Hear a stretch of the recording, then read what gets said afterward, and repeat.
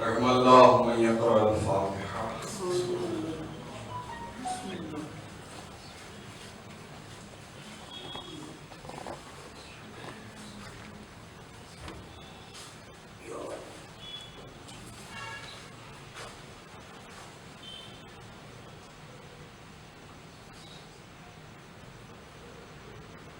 أعوذ بالله السميع العليم من الشيطان اللعين الرجيم.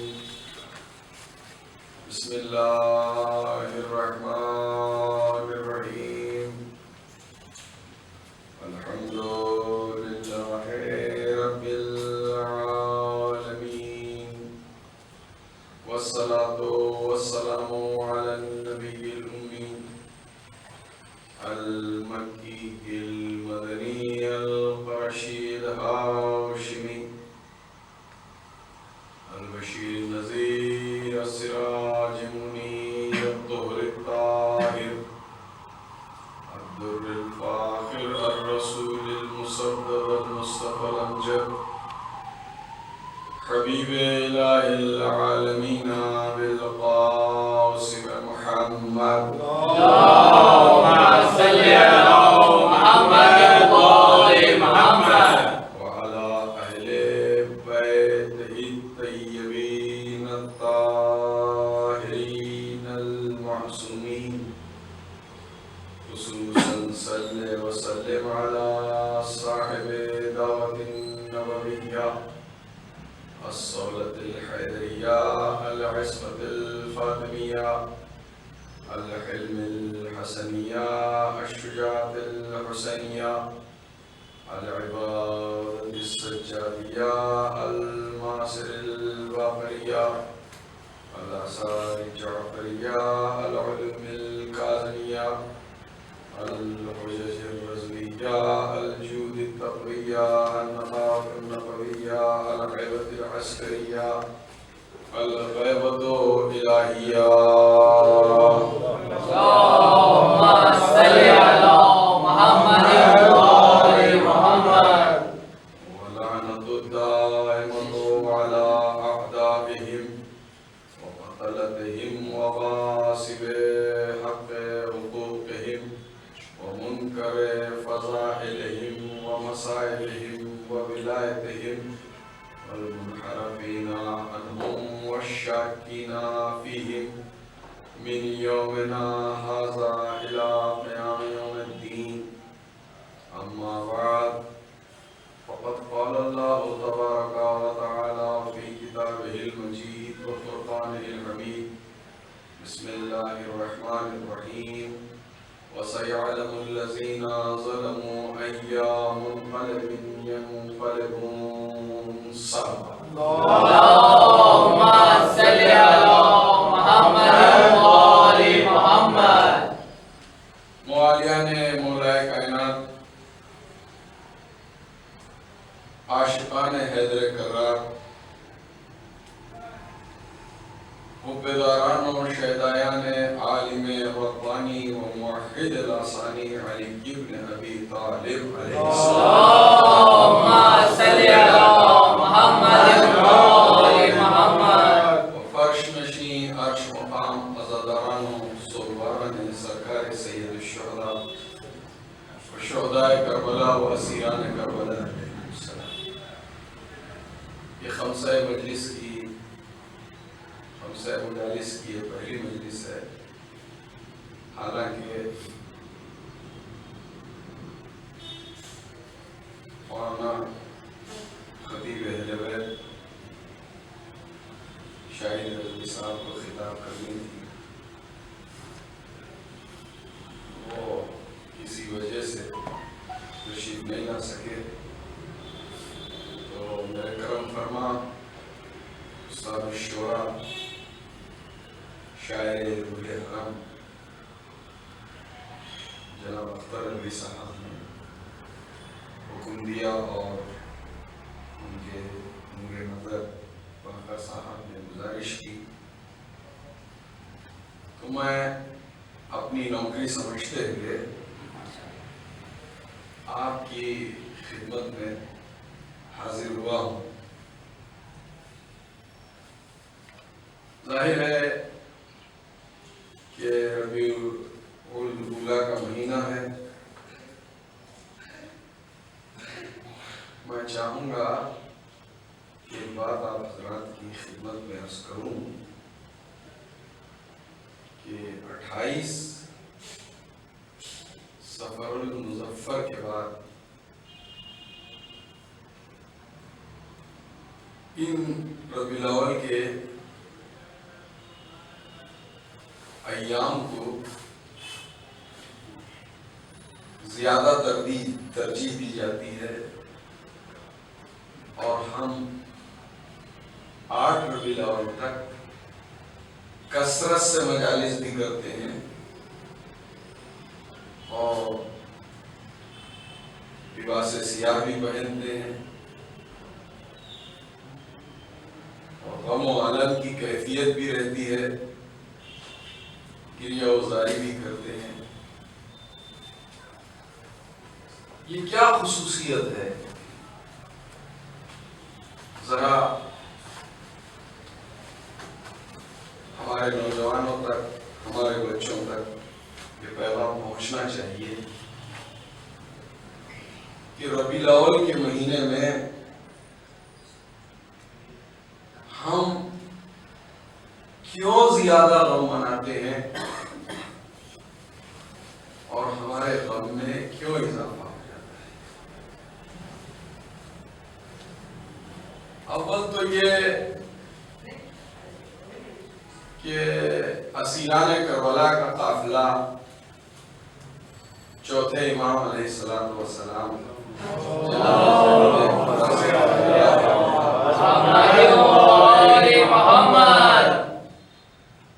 کے ساتھ ربیع الاول ہی کی ان تواریخ میں وارد مدینہ ہوا۔ بعض روایت میں ہے کہ 5 ربیع الاول کو پہنچے، بعض روایت میں ہے کہ نہیں 7 ربیع الاول کو پہنچے۔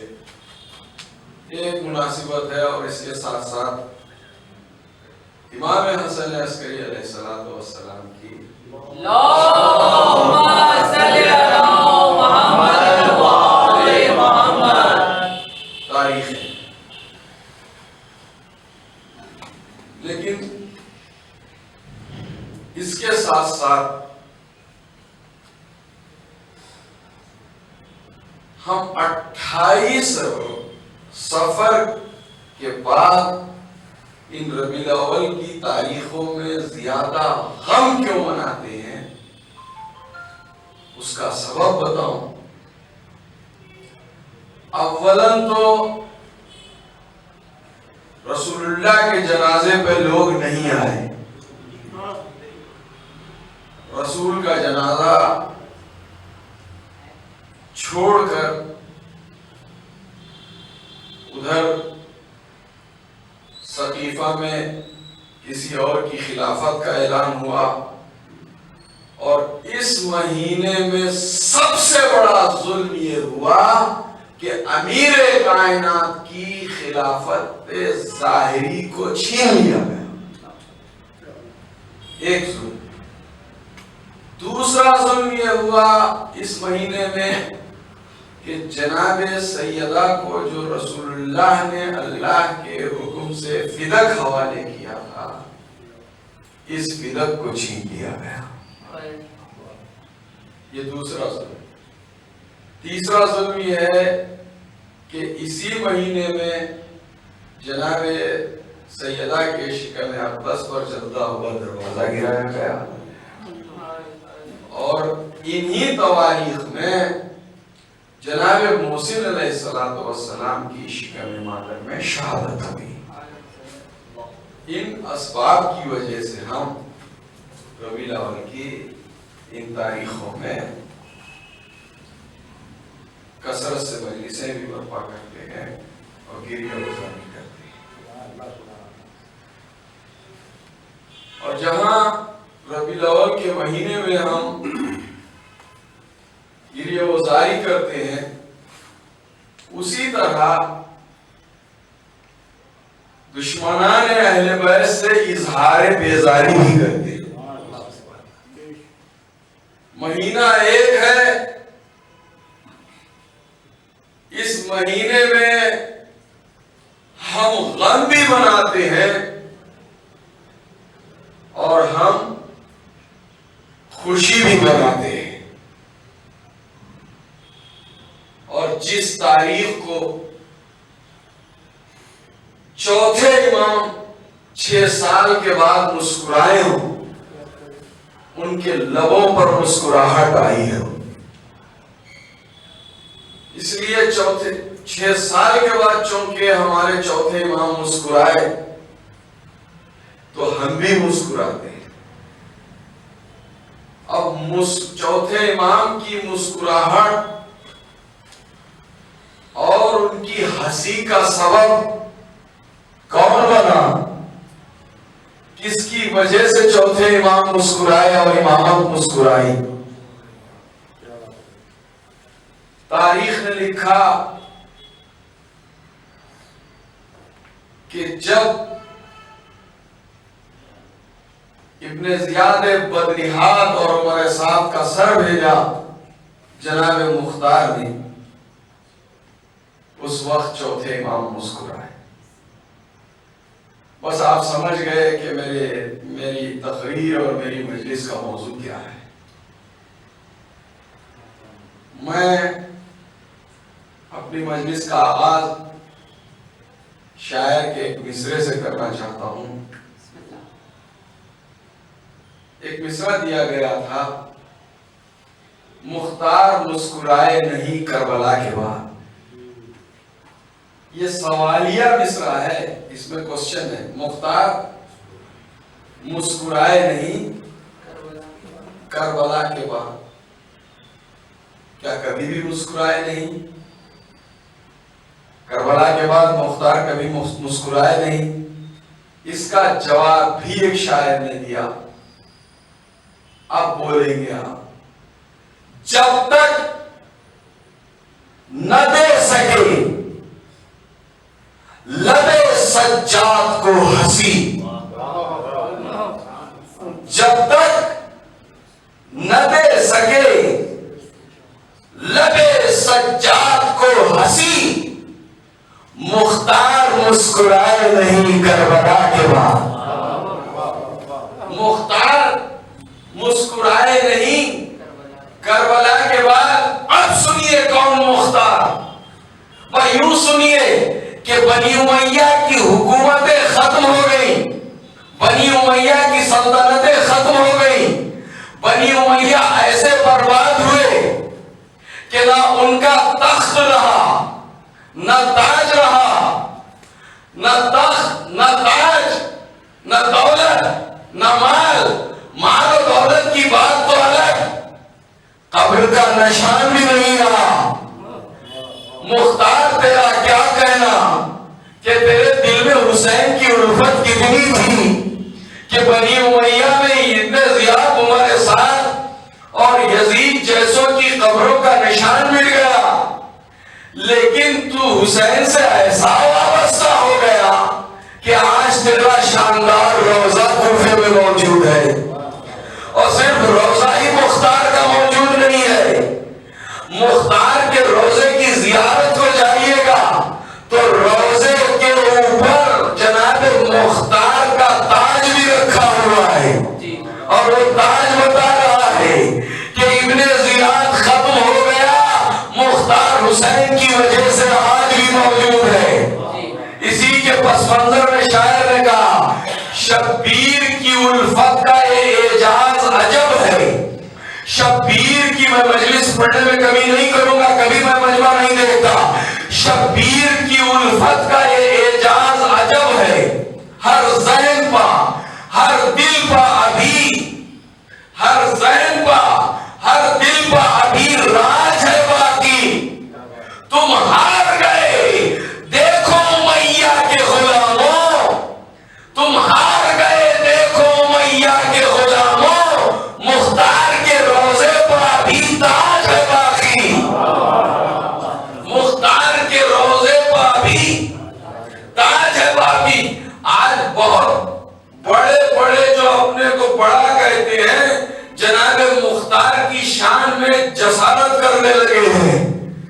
کہ جناب مختار نے جو قاتلان امام حسین سے بدلہ لیا تھا یہ از خود لیا تھا، بحکم امام نہیں لیا تھا۔ میں بات کو آگے بڑھا رہا ہوں۔ یہ مختار کون ہے؟ جانیے مختار کون ہے؟ یہ مختار وہ ہے جس نے قاتلان امام حسین سے بدلہ لیا، قاتلان امام حسین کو قتل کیا۔ خولی کو کس نے قتل کیا؟ مختار نے۔ عمر سعد کو کس نے قتل کیا؟ مختار نے۔ حرملہ بن کاہل اسدی کو کس نے قتل کیا؟ مختار نے۔ سنان ابن انس کو کس نے قتل کیا؟ مختار نے۔ ابن زیاد بدنہاد کو کس نے قتل کیا؟ جناب مختار نے۔ 3,83,000 قاتلان حسین کو کس نے قتل کیا؟ مختار نے۔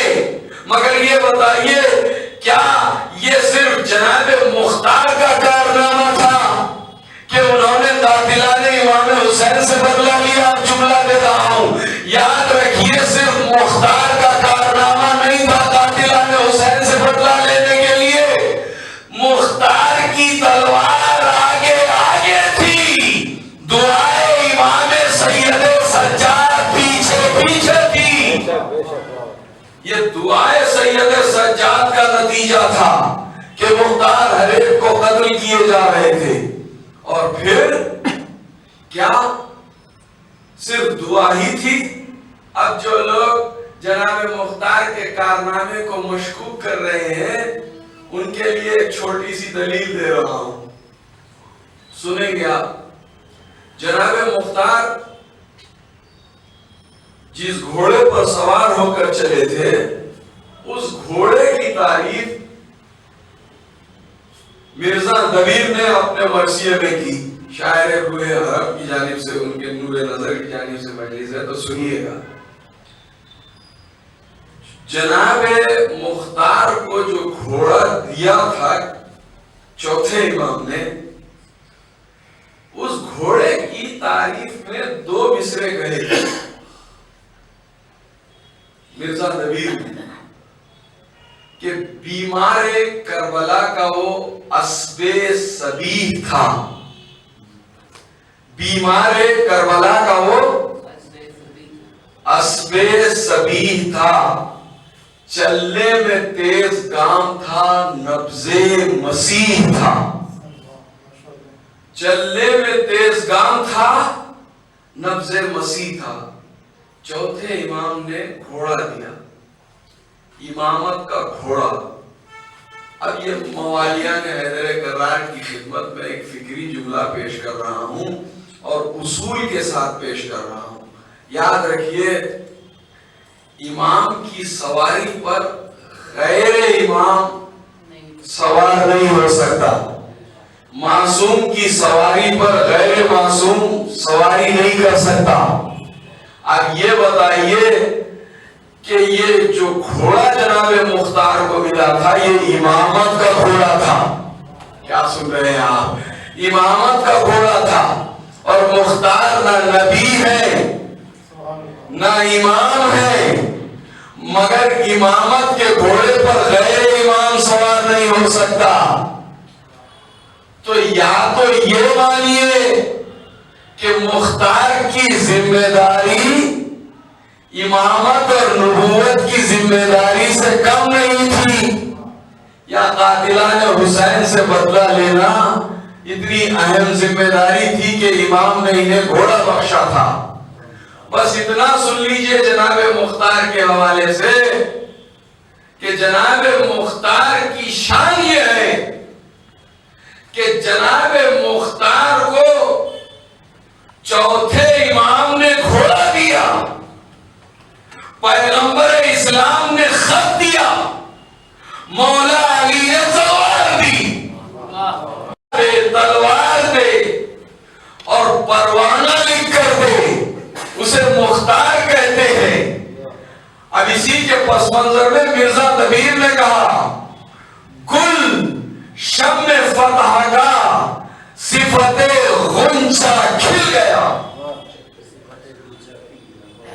گل شمع فتح کا صفت غنچہ کھل گیا، اور مختار کو جہاد کا پروانہ مل گیا۔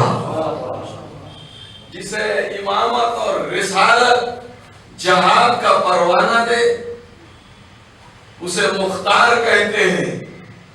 اور نام کس نے رکھا جناب مختار کا؟ سنیے گا ہسٹری۔ پہلے میں عرب کا دستور بتاؤں۔ خطۂ عرب میں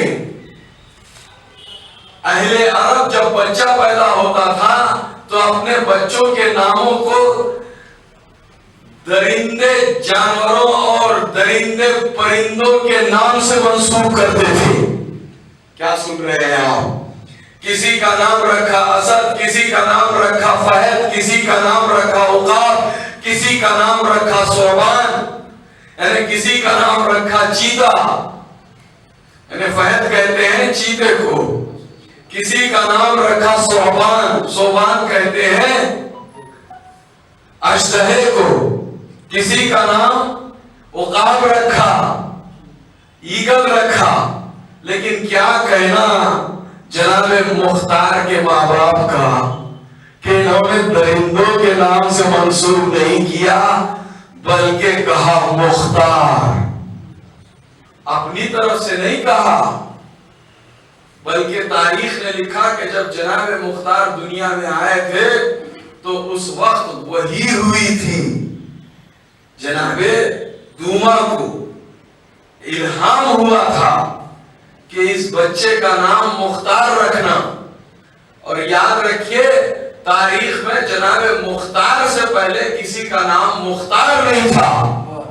اب میں کیسے سمجھاؤں آپ کو، کیسے بتاؤں؟ عزیزان محترم، ایک آقا کا نام ہے، غلام کا نام، غلام ہے مختار، آقا ہے علی۔ مختار سے پہلے کسی کا نام مختار نہیں تھا، مختار کے آقا سے پہلے کسی کا نام علی نہیں تھا۔ اور یاد رکھیے علی اس ذات کا نام ہے، جملہ دے رہا ہوں، اس ذات کا نام ہے علی ابن ابی طالب، کہ اللہ نے اپنے ناموں میں سے سب سے پہلا نام علی رکھا۔ اللہ بعد میں رکھا، پہلے علی رکھا۔ تو مختار کے نام کی خصوصیت یہ ہے کہ مختار کے نام کا بھی انتخاب ان کے والدین نے کیا۔ جیسے کہ مرزا دبیر نے کہا، رگ رگ میں ریشے ریشے میں تھا جوہر وفا۔ کیا سنا آپ نے؟ ہر شیعہ علی کے رگ رگ ریشے میں جو ہے وفا کا جوہر ہے۔ وفا کا جوہر اس لیے ہے کہ اس کے رگ و ریشے میں علی کی تینت کی بچی ہوئی مٹی کے ذرے پائے جاتے ہیں۔ اسی کے پس منظر میں شاعر نے، مرزا دبیر نے کہا، رگ رگ میں ریشے ریشے میں تھا جوہر وفا، پیدا ہوئے تو مادر مختار نے کہا، حاطف نے دی ندا کے پسر پر تیرے فدا، ایک دن قصاص لے گئے بے کس حسین کا، یہ شیفتہ ہے فاطمہ کے نور عین پر، یہ شیفتہ ہے فاطمہ کے نور عین پر، واجب اطاعت واجب شفاعت اس کی ہے روح حسین پر، واجب شفاعت اس کی ہے روح حسین پر۔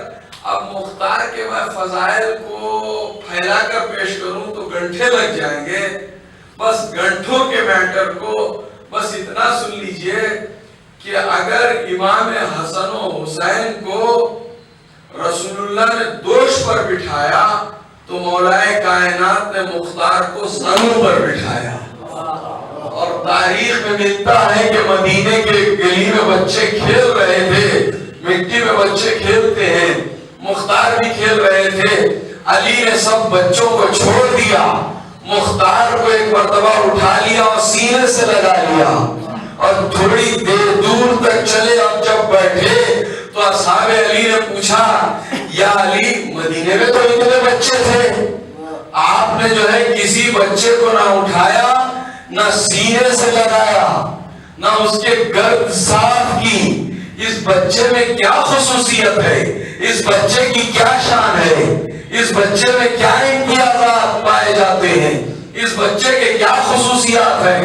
تو مولا کائنات نے کہا یہ بچہ میرے بچے حسین کے قاتلوں کا قصاص لے گا۔ علی والے کیا سن رہے ہیں؟ قصاص لے گا، اور ایسے قصاص لے گا کہ اگر یہ بھیلوں میں بھی چھپے ہوئے ہو تو ان سب کو بھیلوں سے نکالے گا، اور ان کی سانسوں کو گنتی کا کر کے چھوڑے گا۔ ایک صلوات بھیجے محمد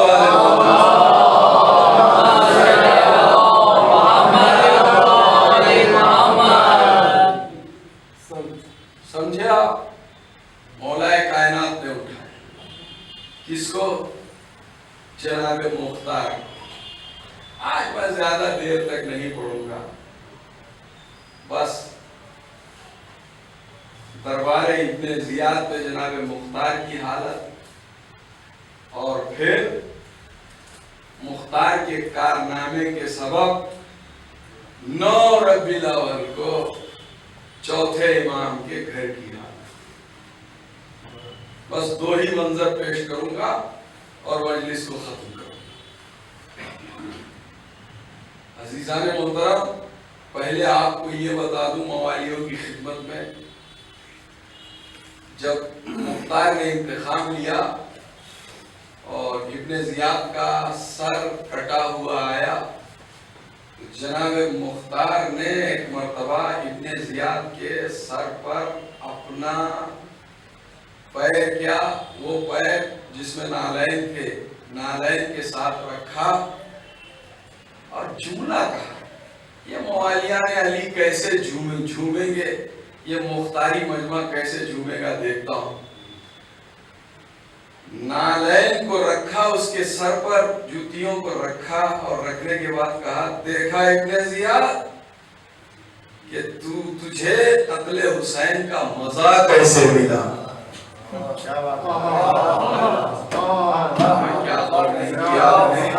تجھے قتل حسین کا مزہ کیسے ملا۔ پھر اس کے بعد جناب مختار نے اپنے غلام سے کہا کہ میرے نالین کو صاف کر دے۔ کیا سنے آپ؟ نالین کو پاک کر دے۔ مختار بتانا چاہتے تھے قاتلان حسین کی حیثیت عزادار حسین کی جوتیوں سے بھی کمتر ہے۔ ایک صلوات بھیجے محمد والے محمد۔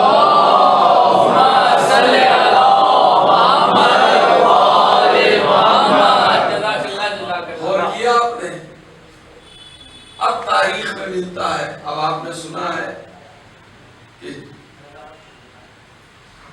کسی بھی علی کے چاہنے والے کے نام کے ساتھ امیر نہیں لکھا۔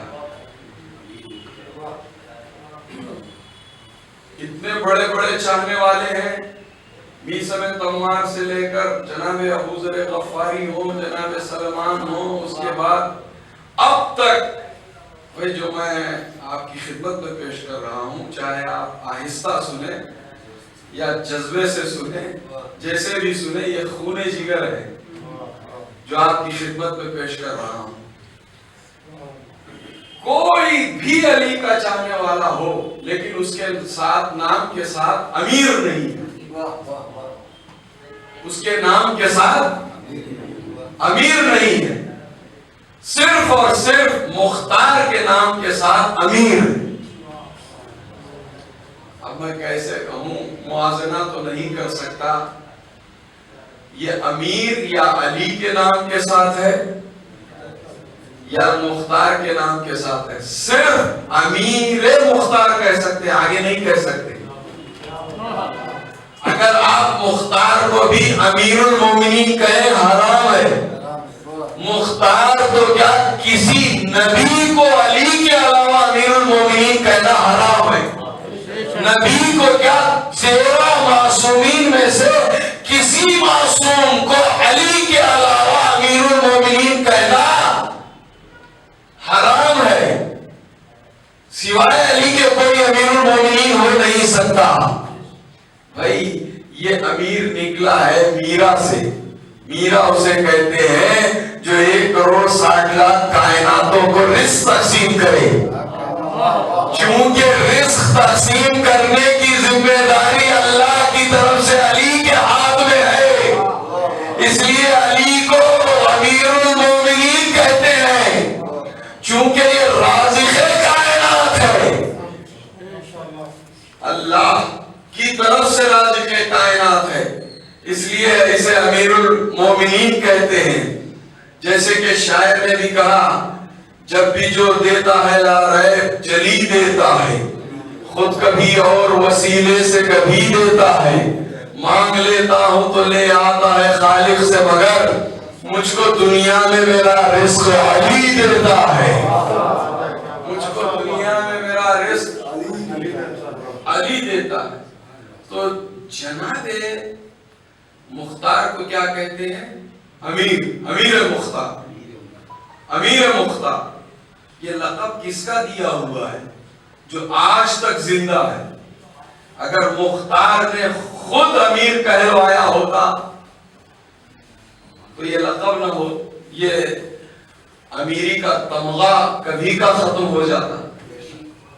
امیر مختار، یہ لقب کس کا دیا ہوا ہے؟ انہیں کس نے لقب دیا؟ سنیے گا۔ جب اسیران کربلا کا قافلہ دربار ابن زیاد میں پہنچا تو ابن زیاد اسیران کربلا کو رعونت کے ساتھ دیکھ بھی رہا تھا اور مسکرا رہا تھا، اور مسکراتے مسکراتے اس نے دربار میں کہا کہ آج میں چاہوں گا کہ ایک علی کے سب سے بڑے عاشق کو اور شہدا کو قتل کروں تاکہ میری خوشی دوبالا ہو جائے، میری خوشی دوبالا ہو جائے، میری خوشی میں اضافہ ہو جائے۔ کون سا علی کا ایسا عاشق ہے میں جسے قتل کروں اور خوش ہو جاؤں؟ تو ایک بد نصب اٹھا اسی دربار میں، اس نے کہا امیر، تیرے قید خانے میں ایک علی کا ایسا شیعہ اور علی کا ایسا عاشق ہے کہ جو لاکھوں شیعوں کے برابر ہے، قید خانے میں رہتے رہتے اس کا گوشت کھل چکا ہے، بس جسم میں ہڈیاں ہیں اور رگیں ہیں، لاغر جسم ہے، اور پھر وہ بد نصب درباری کہتا ہے علی والوں، اس قیدی مختار کی خصوصیت یہ ہے کہ جب وہ قید خانے میں بیٹھ کر یا علی کہتا ہے تو جواب عرش سے آتا ہے۔ کیا سن رہے ہیں آپ؟ یا علی مدد، میرا علی مدد۔ ابن زیاد مزاج لوگ نہیں کہتے، مختار مزاج لوگ کہتے ہیں، اور اس کے جواب میں مولا علی مدد عرش والے دیتے ہیں۔ عرش والے ہی علی مدد کا جواب مولا علی مدد دیتے ہیں۔ کہ یہ کیسا قیدی ہے، ایسا قیدی ہے کہ جب یا علی مدد کہتا ہے تو عرش سے آواز آتی ہے اس کے جواب کی۔ کہا کون ہے وہ؟ کہا وہ تو مختار ابو عبید ثقفی ہے، اور تاریخ نے لکھا ہے مختار کو لایا گیا، ادھر اسیران کربلا کا قافلہ چوتھے امام اور زینب کبریٰ ہے اور مختار کو لایا گیا، اور تاریخ میں ملتا ہے کہ مختار سے کہا جا رہا ہے مختار امیر کو سلام کرو، امیر کو سلام کرو، اور مختار کہہ رہے ہیں امیر کو سلام کرو، علی کو سلام کرو، تو مختار نے کہا مالیا امیر سوى الحسین. کیا سن رہے ہیں آپ؟ جذبہ ایمانی کے ساتھ سنیے. مالیا امیر سوى الحسین، میرا امیر سوائے حسین کے کوئی نہیں ہے. جیسے ہی مختار کی آواز دربار میں گونجی کہ میرا امیر ہے تو حسین ہے، میرا امیر ہے تو صرف حسین ہے، تو اتنے میں ثانی زہرا نے لسان اللہ کے لہجے میں کہا مختار تو نے میرے حسین کو امیر کہا، اب ہمارے شیعہ تجھے قیامت تک امیر کہیں گے.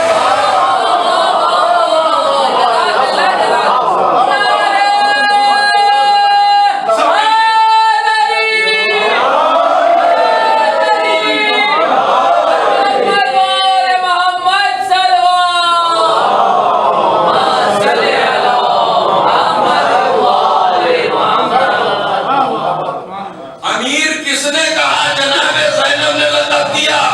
اب جملہ سنیے، جناب مختار کیا سلام نہیں کر سکتے تھے ابن زیاد کو؟ سلام کیوں نہیں کیا؟ ادھر دیگوں کے درمیان اصرار ہو رہا ہے سلام کرو، سلام کرو ابن زیاد کو، اور مختار کہہ رہے ہیں نہیں کروں گا، نہیں کروں گا. آخری فرد تک بولے گا نہیں کروں گا. مختار نے ابن زیاد کو سلام کیوں نہیں کیا؟ اس لیے نہیں کیا کہ مختار جانتے تھے کہ سلام مسلمان کو کیا جاتا ہے، کافر کو نہیں کیا جاتا. کافر کو نہیں کیا جاتا، سلام ہمیشہ مسلمان کو کیا جاتا ہے. اور تاریخ میں ملتا ہے کہ اب جو جناب مختار نے جھٹکا دیا، زنجیریں ٹوٹی، زنجیریں ٹوٹ گئی، بیڑیاں ٹوٹی، ہتھکڑیاں ٹوٹی. لوگ ہم سے سوال کرتے ہیں کہ چوتھے امام کا زنجیر پہننا اختیاری تھا یا اجباری تھا؟ مجبوراً پہن رکھے تھے یا اختیارت پہن رکھا تھا؟ جب ان زنجیروں اور ہتھکڑیوں اور بیڑیوں کی حقیقت مختار کے لیے کچھ نہیں ہے تو پھر سید سجاد کے سامنے کیا حقیقت ہے؟ مگر ہتھکڑیوں کو کیوں پہنا تھا؟ مجبوراً نہیں پہنا تھا، مصلحتاً پہنا تھا. ارے کیا سن رہے ہیں آپ؟ اور مصلحتاً پہنا تھا. اور روایت میں ملتا ہے کہ جب بار بار یزید نے طلب کیا ہے چوتھے امام کو، چوتھے امام نے ایک مرتبہ انگڑائی، ہتھکڑیاں ٹوٹی، بیڑیاں ٹوٹی، تو اب چوتھے امام نے کہا یزید ہم تیری حکومت کے پابند نہیں ہے، ہم اللہ کی مشیت کے پابند ہیں. میں کیا سن رہے آپ؟ سن رہا ہوں. یزید سے کہا یزید ہم صابر ضرور ہیں مگر مجبور نہیں ہیں. صلوات بھیجے محمد. ہم صابر ضرور ہیں مجبور نہیں ہیں. اب ایک منزل کو اور آگے بڑھا رہا ہوں، فضائل پڑھنے میں کمی نہیں کروں گا اور نہ مجمع کو ہمیں دیکھنا ہے. تو ہم تو ان کے غلام ہیں جو تنہائی میں فضائل پڑھتے تھے. اگر ایک بھی فرد واحد فضیلت کے کسی گوشے کو اپنے ذہن میں ذہن نشین کر لے تو یہی ہماری نجات کا ذریعہ بھی بن سکتا ہے. جب ہتھکڑیاں ٹوٹی، بیڑیاں ٹوٹی، ابن زیاد تھا. کیا سن رہا ہے مجمع؟ ابن کہتے بیٹے کو زیاد، زیادہ، زیادہ باپ کا بیٹا. ابن زیاد بڑا چالو تھا، بڑا چالاک، بڑا ذہین، اس زمانے کا انٹیلیجنٹ. تاریخ میں ملتا ہے اس نے کہا مختار اتنے بڑے بہادر ہو، اتنے بڑے طاقتور ہو،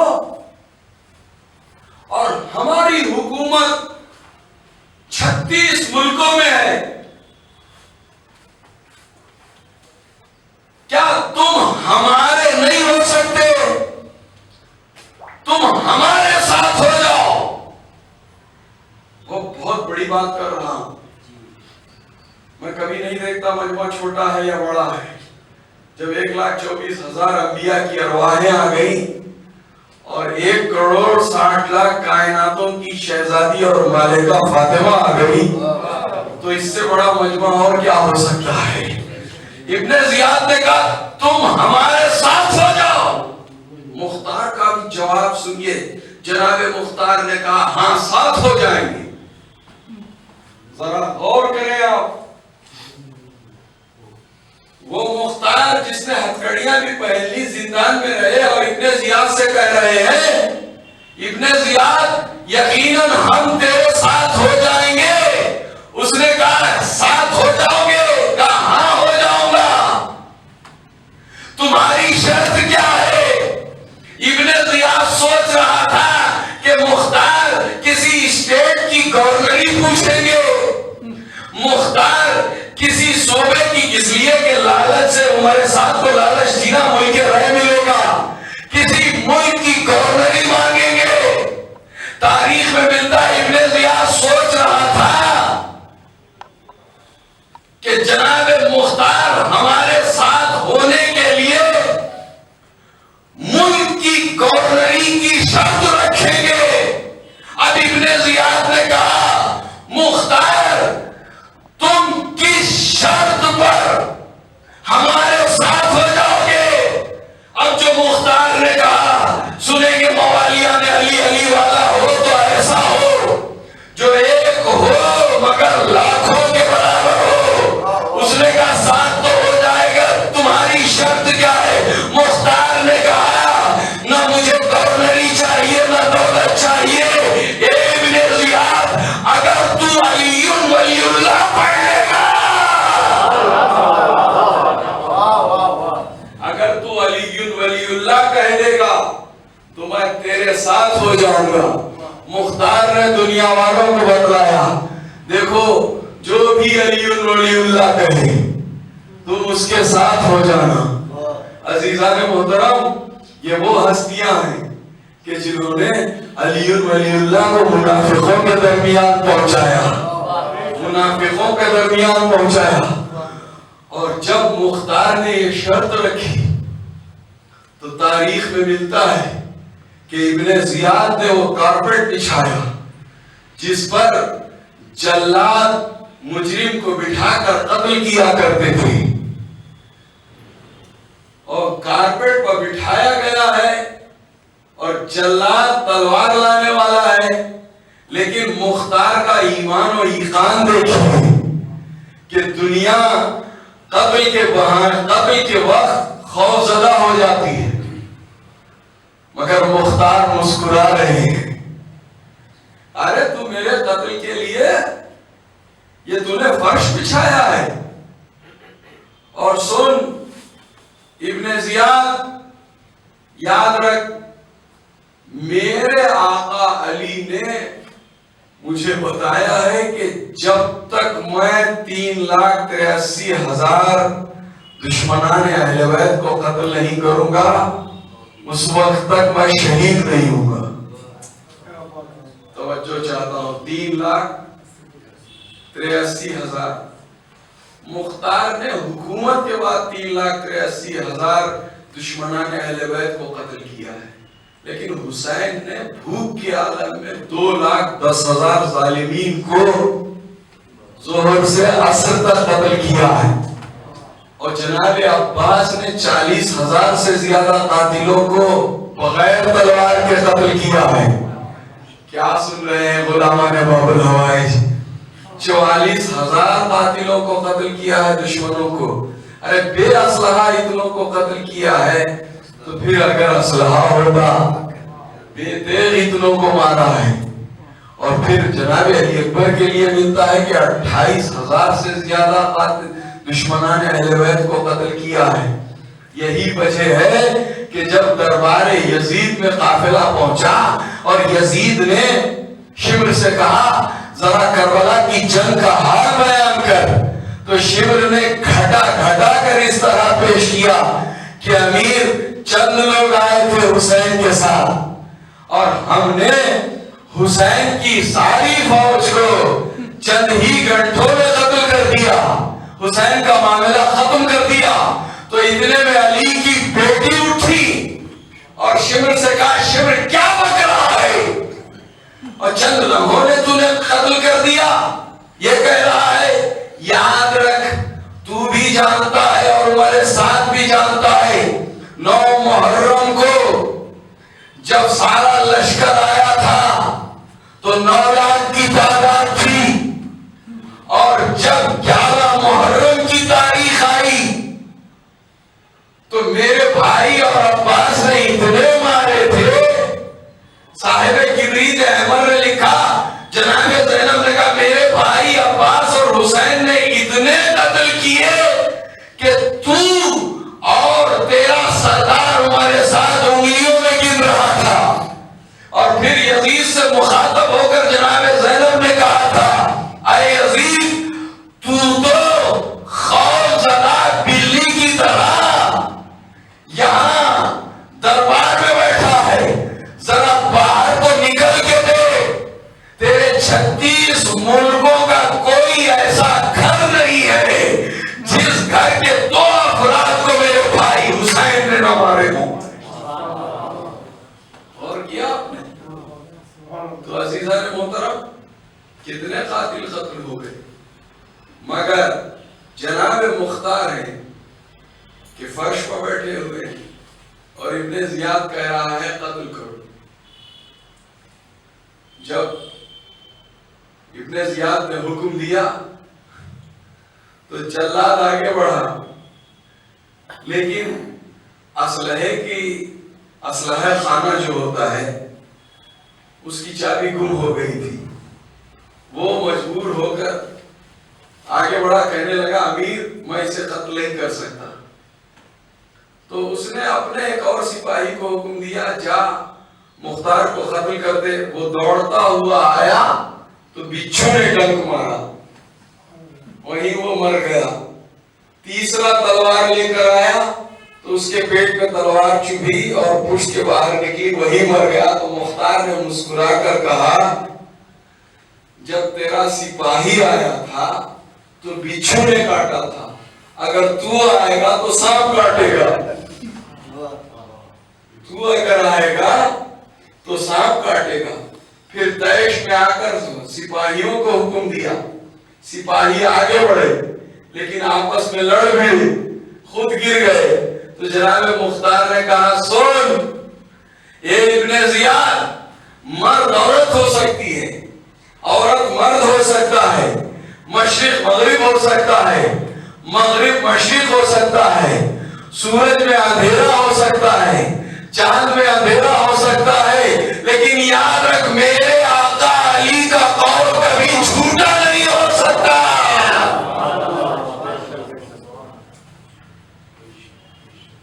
شاعر نے 2 مصرے کہے, ظالم سے مسکرا کے یہ مختار نے کہا, ظالم سے مسکرا کے یہ مختار نے کہا, مارے گا مجھ کو کون علی کی دعا کے بعد, مارے گا مجھ کو کون علی کی دعا کے بعد. یہ جناب مختار کی حالت تھی دربار میں. اب چند جملوں میں سنیے گا. اور امام زین العابدین کی کیا حالت تھی اپنے گھر میں. تاریخ میں ملتا ہے کہ چوتھے امام اپنے ساتھیوں کے ساتھ گھر میں نماز پڑھتے اور نماز پڑھ کے ہر وقت تبرک تقسیم ہوتا تھا. ایک دن وہ بھی آیا 9 ربیع الاول کا دن کہ کسی نے دخ الباب کیا, اور جیسے ہی دخ الباب کیا امام نے غلام سے کہا, جاؤ دیکھو کون آیا ہے. غلام گیا اور دوڑتا ہوا ہے, آقا مختار کے قاصد آئے اور کچھ لے کر آئے. کہا انہیں بلاؤ, اندر بلاؤ. اندر بلایا گیا. جب اندر آئے تو امام نے کہا جو تشت لائے ہوئے ہو اسے فلاں مقام پر رکھ دو. عزیزان محترم فلاں مقام پر رکھا گیا اور امام جانتے تھے کہ قاتلین کا سر آیا ہے.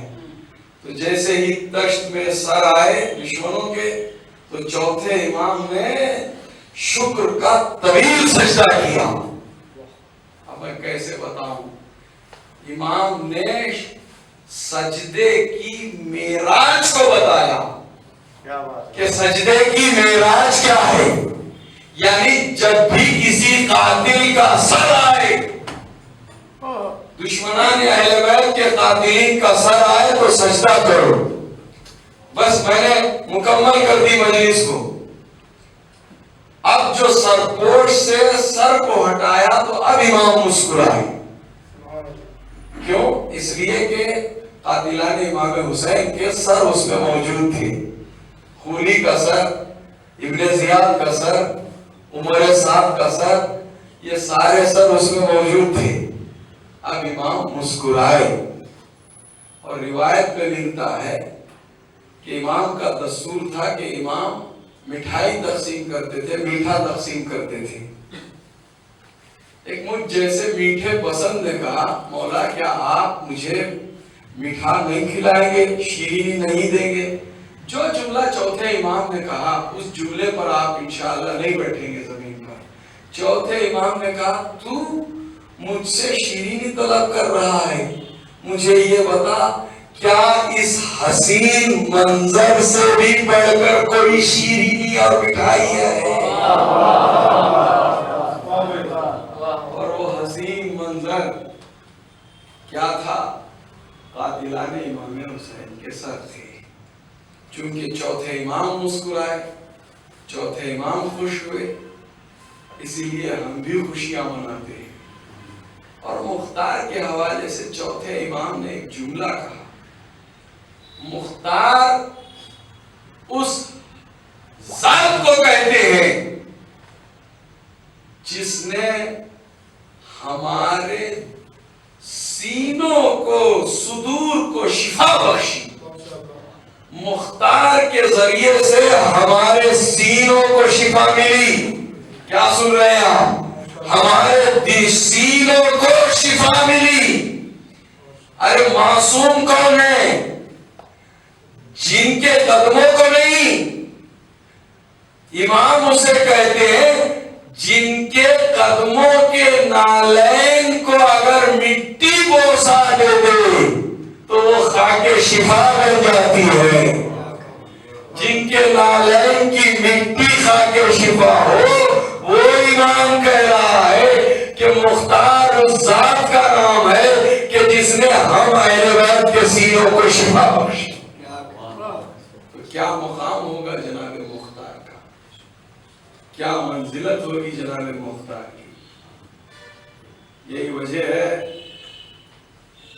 کہ ایک نامور جو مدینے سے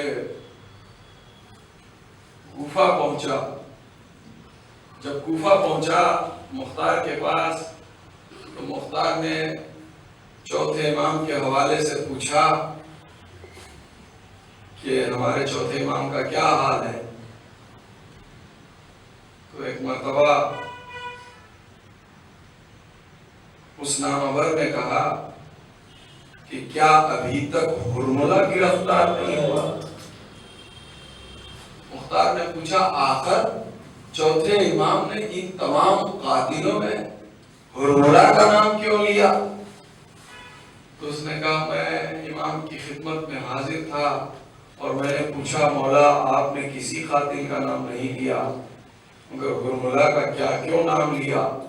تو آقا امام فرما رہے تھے کہ میں نے ہرملہ کا نام اس لیے لیا کہ ہرملہ نے جو میرے چھوٹے بھائی علی اصغر کے گلے پر تیر مارا ہے، اس نے اس کے گلے پر تیر نہیں مارا، اس نے سیدانیوں کے کلیجے کو چھینا ہے. یہی وجہ ہے کہ جب ہرملہ گرفتار ہو کر آیا تو جناب مختار نے پوچھا ہے حرملا بتا تو نے کربلا میں کیا ظلم کیے؟ ایام عزا کے آخری دن ہیں، رو لیجئے اور ماتم کر لیجئے اور شہزادی کو پرسہ دے لیجئے اور معذرت کر لیں گی۔ آئیے ہم پہلے تو شہزادی فاطمہ کی خدمت میں معذرت کی پیشکش کریں۔ شہزادی ہم نے عزاداری تو کی لیکن حق عزاداری ادا نہ کر سکے، ہم نے تو گریہ کیا لیکن حق گریہ ہم سے ادا نہیں ہو سکا۔ یہ بیوی اگر ہم سے کوئی غلطی ہو گئی ہو تو ہمیں معاف کر دینا، ہم عزاداروں کی غلطی کو درگزر کر دینا اور معاف کر دینا، اور شہزادی جو مقروض ہیں ان کے قرض کو خزانہ غیب سے ادا فرما دیجئے۔ جو رزق سے دوچار ہیں شہزادے علی اصغر کی بھوک اور پیاس کا صدقہ، ان کی بھوک اور پیاس کے صدقے میں ہر ایک مومن کو، ہر ایک عزادار کو رزق حلال مل جائے، اور جن کے رزق حلال کے دروازے کھلے ہیں ان کے رزق حلال کے دروازوں میں برکت عطا ہو جائے۔ عزاداروں، جب حرملہ گرفتار ہو کر آیا تو مختار نے پوچھا بتا تو نے کربلا میں کیا ظلم کیے؟ اس نے کہا امیر میری ترکش میں 7 تیر تھے، میں نے 7 تیر رہا کیے، 3 تیر نشانے پر بیٹھے اور 4 تیر خطا کر گئے۔ کہ بتا تو نے پہلا تیر کس پر رہا کیا؟ اب حرملہ ملعون کہتا ہے امیر فرات کی جانب سے ایک جری آیا اور اس جری کے ہاتھ کٹ چکے تھے، اس کی آنکھوں میں تیر پرورس تھے، پھر بھی وہ جری عباس سر کو جھکائے ہوئے مشک کو سینے سے لگائے ہوئے تیزی کے ساتھ خیمہ گاہ کی جانب جا رہا تھا۔ اتنے میں عمر سعد نے کہا اے حرملہ اگر عباس نے پانی کا مشکیزہ خیمے تک پہنچا دیا اور حسین نے پانی پی لیا تو ہم میں سے کوئی ایک نہ بچے گا۔ حرملہ آگے بڑھ اور جلدی مشکیزے کا نشانہ بنا۔ اب امیر میں آگے بڑھا، میں نے ایک مرتبہ مشکیزے کا نشانہ بنایا، امیر اب جو میں نے تیر کو رہا کیا وہ تیر مشک سکینہ کو چھیڑتا ہوا عباس کے سینے میں گڑ گیا۔ مشک سکینہ کے پانی کے ساتھ ساتھ عباس کا خون رہی سکینہ کی ارمان۔ اب کہتا ہے امیر جب میں نے تیر رہا کیا عباس کی سکینہ کی مشک کو چھیڑتا ہوا ہوتی عباس کے سینے میں گڑ گیا، عباس کے ہاتھ نہیں تھے، عباس سر کے بل زمین پر گرے۔ جزاک اللہ جزاک اللہ جزاک اللہ۔ باب الحوائج ہے اور ابو الفضل عباس کے مصائب ہیں، رو لیجئے اس مجلس میں کوئی آئے یا نہ آئے عباس کی بھتیجی سکینہ ضرور آئی ہوگی اور آپ کو صاحب سب کو دعائیں دے رہی ہوگی۔ یہ سکینہ کون سکینہ ہے سنیں گے آپ عزاداروں؟ یہ سکینہ وہ سکینہ ہے کہ جب عباس آخری دم توڑ رہے تھے تو حسین نے ایک مرتبہ پوچھا عباس وصیت کیا ہے؟ کہا تھا کوئی وصیت نہیں، بس وصیت یہ ہے کہ میرے لاشیں تو خیمے میں نہ لے جائیے، میں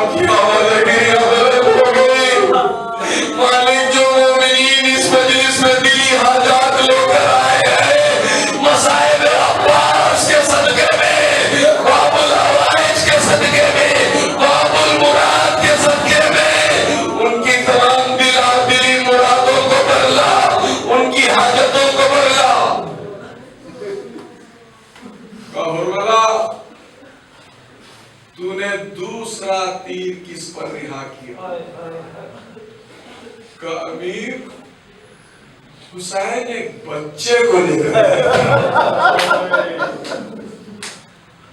اور وہ بچہ پیاس کی شدت کی وجہ سے اپنی زبان ہونٹوں پر پھیلا رہا تھا اور اس بچے کو دیکھ کر ہماری فوج میں انقلاب آ گیا تھا، فوج منقلب ہو گئی تھی۔ امیر مجھے عمر سعد نے حکم دیا کہ اس بچے کے گلے پر تیر رہا کر دے۔ امیر میں نے بڑی کوشش کی کہ تیر رہا کروں، لیکن میرے ہاتھ سے تیر چھوٹ جاتا تھا۔ عمر سعد مجھ سے پوچھتا تھا کیوں تیر چھوٹ جاتا ہے، تو میں کہتا تھا میں وہ منظر دیکھ رہا ہوں جب تو نہیں دیکھ رہا ہے۔ جب میں تیر رہا کرنا چاہتا ہوں تو کبھی رسول خدا اس بچے کے گلے پہ گلا، کبھی علی مرتضیٰ، کبھی فاطمہ زہرا۔ عزادارو امیر میں نے آنکھوں کو بند کیا، اب جو تیر چلایا تو وہ تیر علی اصغر کے گلے کو چھیدتا ہوا حسین کے بازو میں آ کر گڑ گیا۔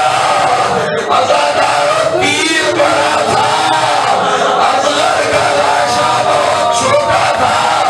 اہل مقاتل نے لکھا وہ بلانے علی اصغر کے گلے پر وہ تیر مارا جو عرب میں بڑے جنگلی جانوروں پر استعمال کیا جاتا ہے، انسانوں پر ایسا تیر استعمال کرنا حرام تھا۔ ایسے تیر کو رہا کیا، تیر بڑا تھا، اصغر کا گلا چھوٹا تھا۔ بس مجلس کو میں اختتامی مرحلے پر پہنچا رہا ہوں۔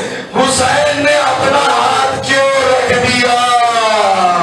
عزادار اہل مقاتل لکھتے ہیں اگر حسین اپنا ہاتھ بڑھا کر تیر کو نہ روک دے تو کربلا کے تیر کی رفتار اتنی تیز تھی کہ علی اصغر کا لاشا تیر کے ساتھ خراب میں پہنچ جاتا۔